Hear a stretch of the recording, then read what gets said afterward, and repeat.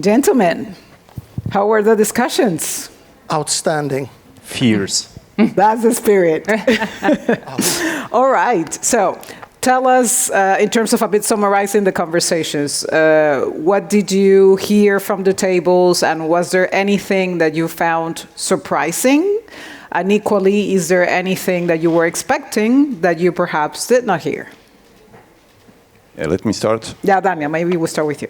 Let me start from big thanks to all the participants of the table. That was the stream number 2 with the question of whether we build job-ready or future-ready talent. And honestly, I thought that it will be a difficult question because I never thought about that. And suddenly, I was, from one hand, the moderator of the table, because lack of the one.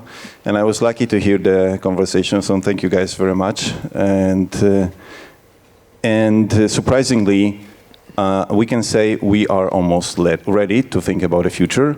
There is a lot of different actions going on in the companies, and we see that the future is here and is knocking on the door. So when we look at when you remember the opening remarks from the session that we have at 9 o'clock, it was on the screen a few slogans: look beyond and adjust the future. And these guys are there already.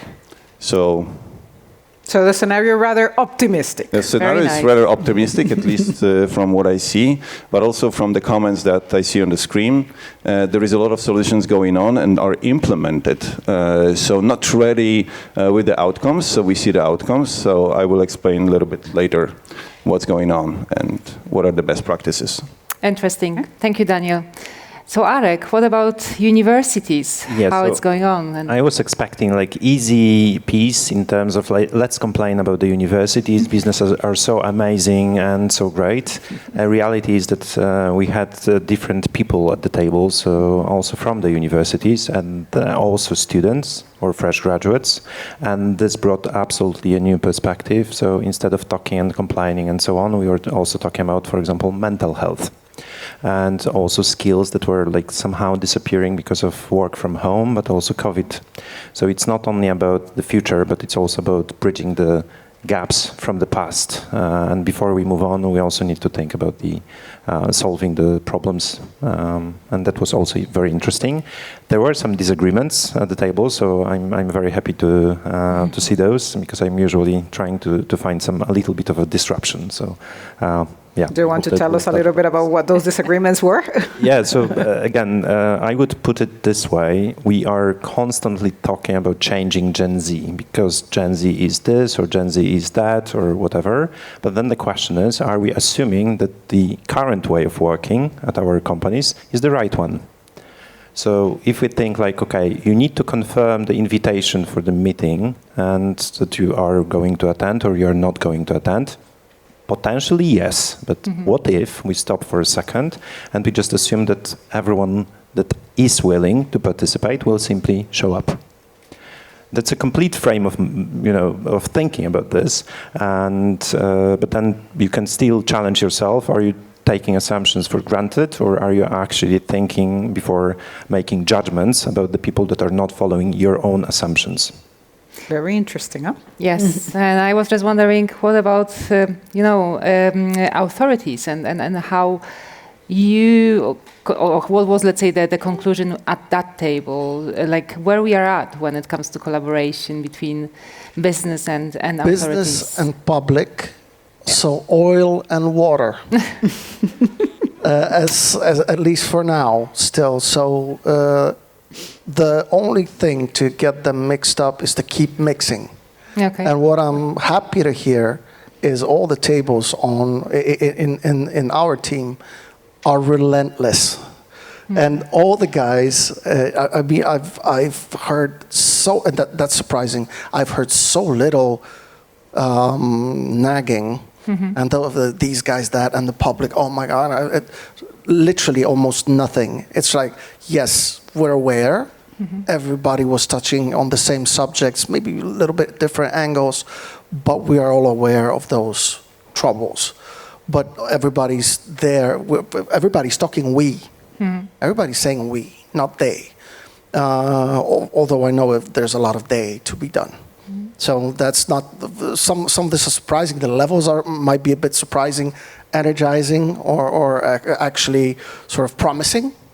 But at the same time, whether it comes to practical, me coming from that other side is sort of, I'm actually happy that nobody really pushed on the idea that are these other guys, are these public guys going to change at all? You didn't get any stones thrown at. Yeah. So I was ready, but I wasn't. So, but at the end of the discussions, everything, and the level of energy at the tables, I see the light. And it's amazing. And maybe like one remark from my end, I think that we all see that the change, however we call it, is just needed. Yeah, and it's not only like the business, it's the universities, it's like public, because otherwise, like we cannot, be stagnant, or we cannot kind of do nothing. And therefore, I think that this resilience you mentioned is so important, and so encouraging as well, that we still want to kind of make these changes, or like have these changes happening. Yeah. Yeah. The thing is, one last thing, if I may. There is the will to work on this, and not only for contemporary gains, for the for tomorrow. It's like we're not only making the beds for ourselves. There is this. So I felt this the thought leadership, and I also overheard the other tables, so that's there. But this is probably why this particular group of people gather here today. Thank you. So Marcin, if that's okay, I'll pick on you in a second, but I think Daniel wanted to say something. Yes, as Natalia said, it's changing is going, and I have this privilege to work in the Warsaw University as a member of the stakeholders committee, and every year we close at least a few. Last year that was 6, and we open new faculties for every semester. Why so? Because we observe what's going on in the market, what are the needs. In the stakeholder committee, we invite the business people, and we provide a regular dialogue on what is needed. And I think it works. So that's why the proposal of the education in the Warsaw University is following. At least from the theoretical point of view, always there is a question about the quality of the program. So then, let me encourage you to apply, because we are looking for the lecturers. So Daniel, what exactly do you do? Can you share with us a little bit, like the approach that the university has to understanding what's happening in the market? On this committee, we invite business and we provide discussions. We have a lot of different questionnaires, and we collect the data to see what's going on, but also we observe the job market. One of the faculty I work in, this is the job market analysis for the Poland and European Union. So based on the data, we actually see what will happen in the future in trying to invest into that. Of course, investment is a totally different story in Polish education, but at least we try to do so. Okay, thank you. Can I just pick on Marcin for a second? So, Marcin, you're a public officer, right? So based on the discussions that you had on the table, what is one, max 2 things, good or bad, that you think need to happen so that there is a change? Because, this topic is not new for anyone, right? This topic comes and goes with the flow. I guess recently it has come more because of AI. So what would be those 1 or 2 things that you really think need to happen? You know me, there's going to be 2. First of all, there needs to be a follow-through. Everybody knows that there is the interface, and that the business has the interface of our colleagues in Investins or PAI, and they're going to be heard, but they know. No, it's not a feeling. They know that that's not really being truly applied, that there's no ultimate leverage, that the decision makers do not understand, do not have the attention, do not respect the biggest non-public employer in this country. And this is bitter. because we don't have an answer for that yet. And the other thing is there's definitely the application element. So the idea that the change will happen either or, and we either ride the wave or it may bury us, even though we seem to be riding it right now. And there is, again, without the understanding and without the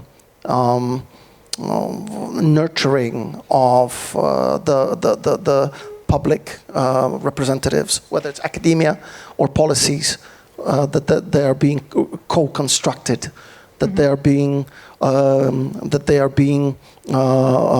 consulted with the business. What I heard and what caught my ear, fear-based leadership. What hurt me, but because it's bitter again. Can I pick up on this? Of course. So again, I will share one thought that was at one of the tables. And by the way, I would really love to thank all the moderators on the tables. I know this is a very difficult job, right? So thanks a lot for that. And one of the tables was a little bit cruel here and said like, okay, if universities don't want to work with us, let's treat them as vendors and let's do business, right? So if we were to do business with the universities and treat them as like the, I would say the supply of talent, would we work with them? I mean, would we change the vendor? Would we just resign from it? I mean, how can we make them actually work for us rather than push ourselves to work with some mediocre partners, right?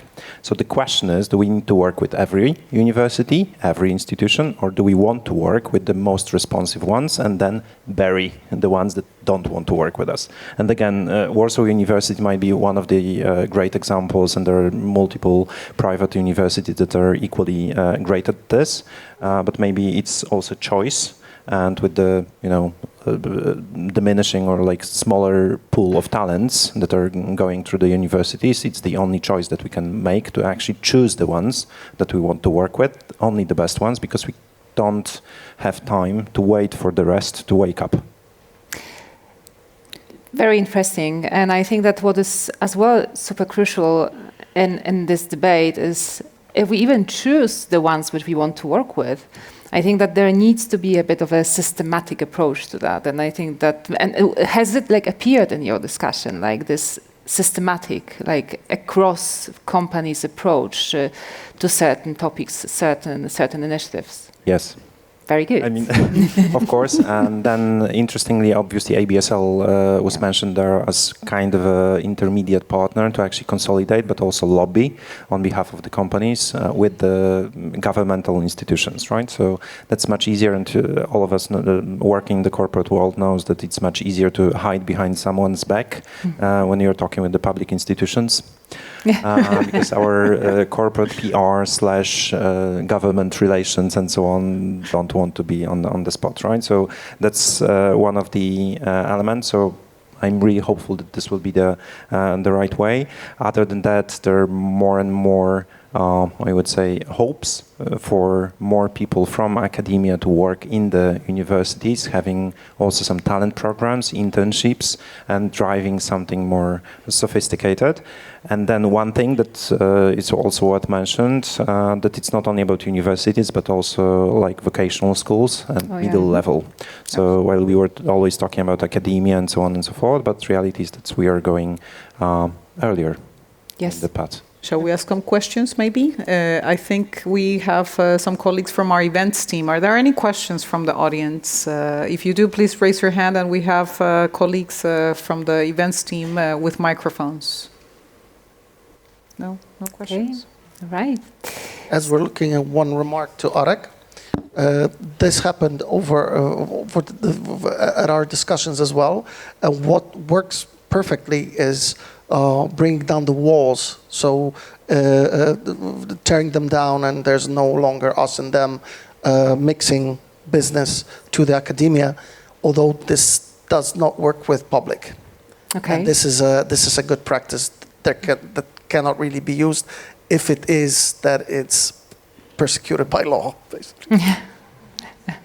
Was there anything in your tables, and the question is for any of you, where there was disagreement, that the participants in the table couldn't come to a joint conclusion, so to say? Definitely that was one. And it wasn't disagreement, but actually we couldn't answer this question. So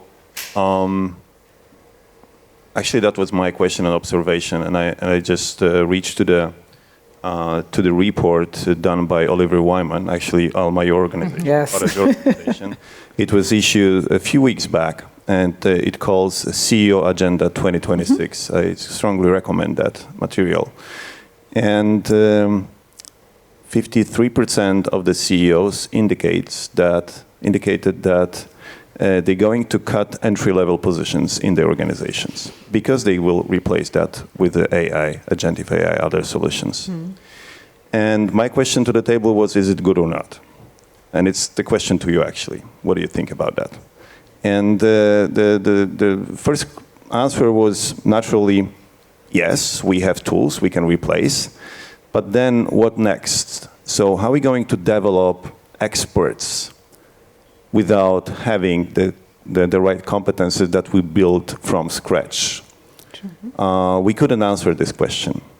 So it's still open question, whether it's a good strategy or bad strategy to cut entry-level positions. Well, and I would even actually probably recall what Joanna was saying earlier in her speech about demographics and aging leadership, right? I mean, let's be real. We're not going to be here forever.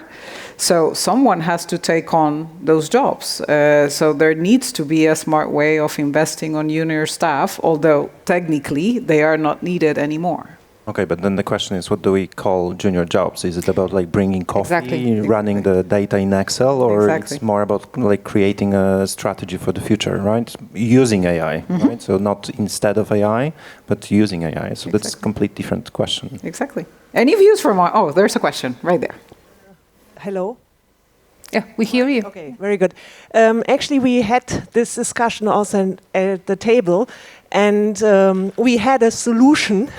And that is that we said it would be great if we can have these dual studies, basically that you study at the university, but you already work. And with that, you don't exit university without experience.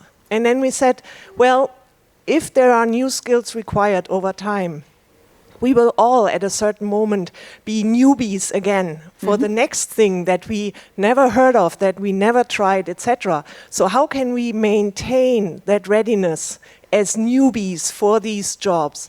And we said, why not expand or continue basically these dual studies? So at the university you work 1 day, but you study 4. And then continuously throughout your career, you basically shift and you work more and more, and maybe you learn less and less, but you always keep this element of learning and continued learning as a program, basically, as a new concept of work.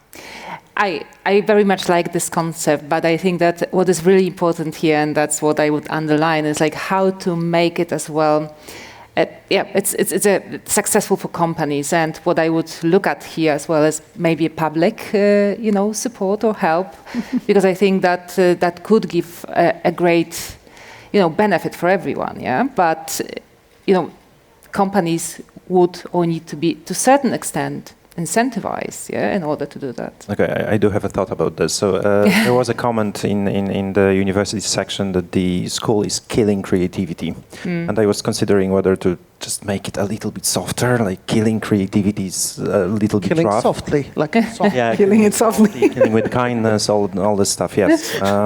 So that's me. But then I realized that, if we think about the school as like kind of putting some child or children in general and then forming them in some way, then we are pushing the child through some tunnel, right? So we are exactly killing the creativity. We're cutting the shapes and so on and so forth.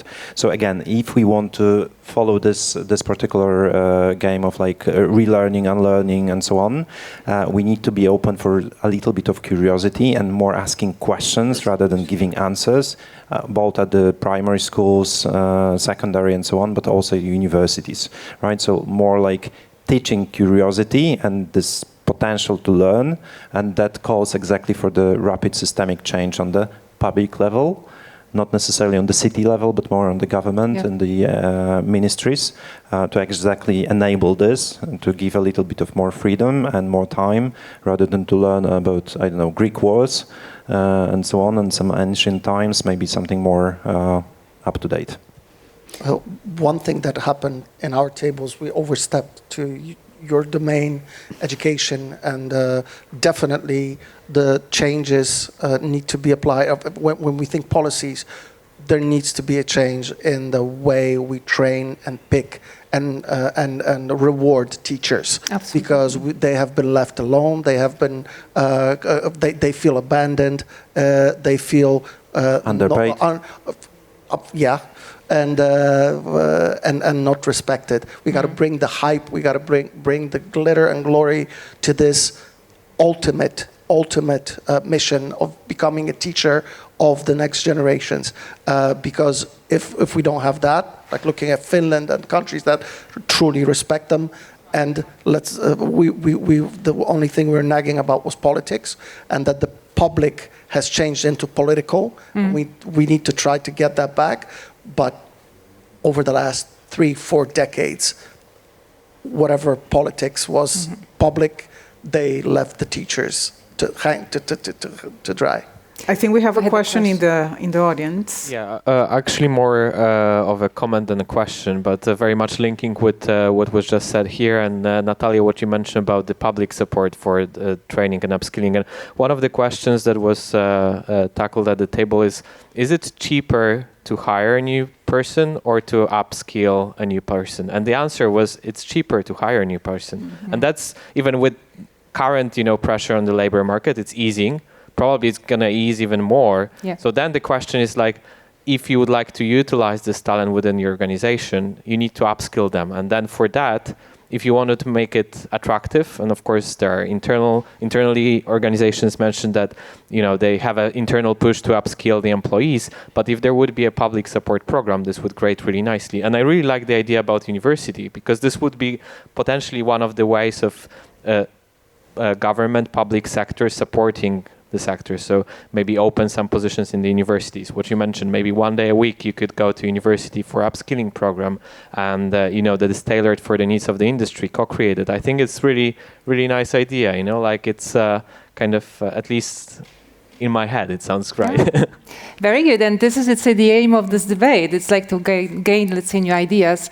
And on that, because Jan mentioned like reskilling, upskilling, and I think that this is, let's say, the role of the business. So Daniel, maybe a question to you. So when it comes to the GBS sector in Poland, so we talk about talent a lot, and we talk about like the change, we talk about reskilling, upskilling. Is there something what we avoid talking about when it comes to talent? And if yes, what is that? That's a difficult question. Maybe someone can help me. So what do we avoid? I think we avoid to provide the change as the leaders. Mm-hmm. So for the last 2 decades, we've been running the business based on the scorecards, KPIs, efficiency, and so on and so forth. And suddenly there is a question, what will be the future? We don't know. So there's a lot of different tensions from the geopolitical point of view, from the technology point of view, and then we are forced to answer this as the leaders. And I think what we actually avoid this discussion between us, because it's difficult discussion. It's sometimes pretty scary. Even look at your kids. I mean, some of you probably are parents, right? And there is a question, Mommy, Dad, who I supposed to be in the future? I mean, I don't know. You find out. Really? So we should ask ourselves where we're going. And definitely we're going from the execution hub to the capability hub. Then the next question, what it means capabilities hub, and then what it means for our talent. And for the competence framework for the company, but also for the whole sector. And this is also the ambition in front of the bodies like ABSL, to create this competence framework for the sector in the future and help leaders to provide this change in the organization. That resonates a lot, because I think that what we always talk about, like, these are the competencies, yes, like of the future. What are the competencies? We had like number of meetings connected with like how to define the competencies. And I think that right now it's a moment to decide. It's not the time to discuss more and more. We just need to make sure that we decide which ones we want to kind of have in our organizations, and then to act upon that. So how to measure the organizations, okay, where we are at when it comes to these competencies of the future. And afterwards, to kind of apply those reskilling, upskilling, unlearning techniques to make sure that we build the capable organization. And I think that's super important.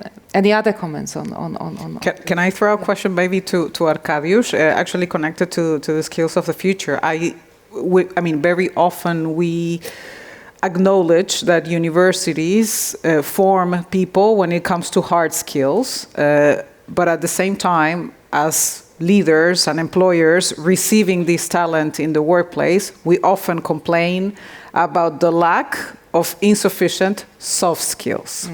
Do you have any perspective on that? What can possibly universities do to chip in and form the talent proportionally and equally on both, not only on hard skills? And Daniel, if you want to chip in, or Marcin also afterwards. I love to think that I recently graduated from university. It was like 20 years ago or something. So there were several discussions exactly about this, right? So one of the topics was like, okay, this is the time where you don't want to spend the time of yours as a student on learning the things that will be absolutely obsolete in 5 years. So the only thing that actually is left is about soft skills. So that's the topic that was actually coming back on multiple tables, or at the multiple tables. So that's one in terms of freeing some time to execute projects where you can learn some hard skills, obviously, by doing, but that equips you with the knowledge how to run these projects with others, which eventually teaches you the soft skills, right? And then one thing that was also learning for me, because we usually say like, okay, Gen Z are lazy or something, and then one of the examples thrown on the table, number one, was exactly about a student that is actually running 2 different faculties and then working at the same time. And again, maybe not the perfect example, but still something that there are people who are willing to do something absolutely spectacular. So again, stereotyping people will not fly, right? So one point, and that leads me to another thing that was actually popping up when Natalia was talking. I worked for quite some time in IT organizations, and there was always discussion about this T-shaped talent, pie-shaped talent, then the last point, obviously comp-shaped talent, so with multiple legs and so on. I have a boss who is actually in HR, but she's from finance, currently in the IT organization. So whenever we are talking about like multiple different, I would say, skill sets, we also need to think about ourselves as the combination of those, rather than putting ourselves in the brackets like, okay, you are HR person, right? Or you're IT person. So that's also important. And then the soft skills and transferable skills are the ones that you really need to invest in. Amazing. Are there any questions from the audience? Oh, there is, I think, one. Yeah, there's a question there, or a comment. Hello, good afternoon. Question/comment. My name is Katarzyna Bożem-Grzesik and I represent Academia High School. So my question first is, there's so much talk about universities. Why don't we talk about high schools? We are far more flexible because we are smaller. We are happy to actually welcome business representatives in our on our premises. We're happy to organize Careers Day and just simply start working. Our students who are, perhaps we sometimes like to stereotypically think about them that teenagers have far more important things to do and they're just on social media all the time. But actually there's so much we can learn from them, and they are eager to learn, they're eager to start startups. One of the comments that was actually made in our table was that universities prepare workers rather than innovators and founders of businesses. Well, this is who we work with right now. Students who tell me at the age of 16 that they are starting a startup which they're looking for investors and things like that. And there's part of me that likes to think, okay, that's perhaps a little, optimistic, but maybe not. The only thing that they actually need is someone who's not their parent, not their teacher, but someone coming from the outside and saying, look, it's a great idea. Speaking of soft skills, by far we have way more opportunities to actually embed it in our curriculum than universities because we are smaller. Our classrooms are maximum 12. So again, I teach economics, so that's something that I can also embed in my classroom. What we actually need is a certain also recognition from the business side that we are also, and our students are also partners for discussion for you. And that's how you can build that talent pool that we've been talking about. So we're more than happy to help. If I may, speaking from a Tri-City perspective, because we've done exercises on that. Thank you for that voice tremendously. I don't know if you pressed that enough, that the high school is the last moment where you can influence the spirit of the young person, because the university is way too late, because they think they've chosen their path. And their clock is ticking, and since they can do the 3-year course, so that's like they have to get a decent job tomorrow. And the voice of the business was, until recently, because our questions were, why don't you get involved more? Because our organizations need more direct and ready outcome. So speaking to students of second class of high school is not quick enough. And that's sort of a finger pointing the business way. Yeah. But not only business services. One thing I'd like to remark is business services, for whatever reason, maybe that's the side effect of us touching all the other sectors of the economy in the world. We forgot that we're not a lonely island. And when we're going to be slimming down and getting from in gym terms, from mass to getting ripped and losing the extra pounds. No, don't point at me. I know. The thing is, other areas of the economy are gonna benefit. Like we benefited on their expense so far. So this talk about creating leaders, but also good followers, through inspiring them. I think that might want to be a really good practice. High school. And again, talking from Tri-City region, because we are from there, actually we are doing this, right? So you have my sword in terms of working on this, and I have a dear friend from another company, Michał, who is exactly really passionate about this topic, and he's working with the high schools exactly on this. To 20 different high schools. Exactly. Wow. Every year, actually visiting the company and so on. So there is something cooking there.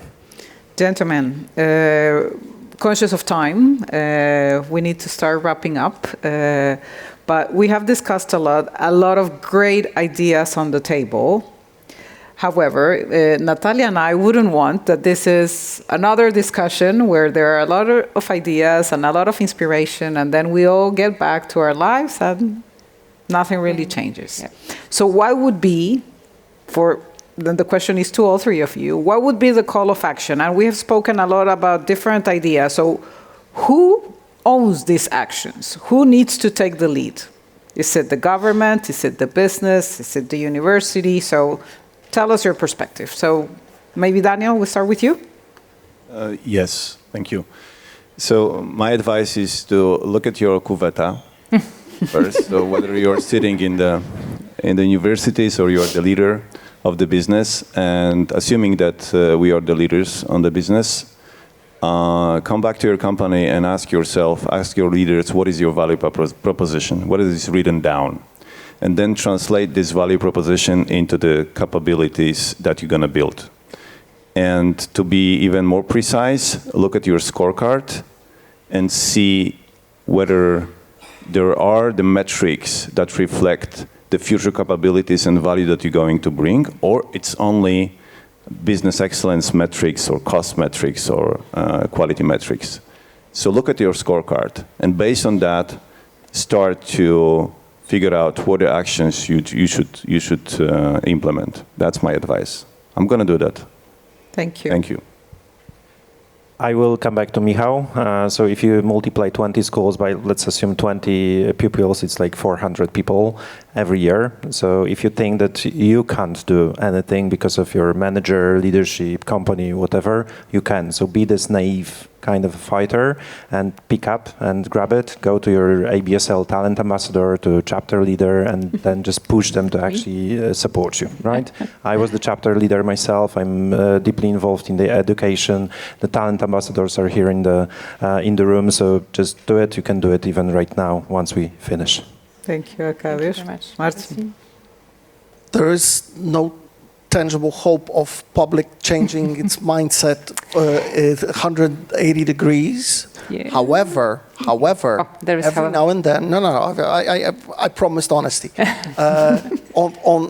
However, there are willing and able people of all shapes and sizes in all local governmental bodies. Find them, because they are there, they are willing to make a change. And if we keep on churning, keep on stirring the oil and water, the good outcomes are happening as we speak. It's not that they're not en masse yet, but they are happening. And at the end of at least some of these roads, the change in policies will appear as well. And that's we've willed multiple things to success so far. We have the voice, and again with this real life examples. That will happen. You know where to find your investins. You know where to find PAI. Let's get it on. I think that what I really liked, Marcin, is like this relentless and this vibe which have been kind of felt here at the table. So let's stay like that, and let's be relentless when it comes to actions. And I think that it will bring great results sooner or later, of course.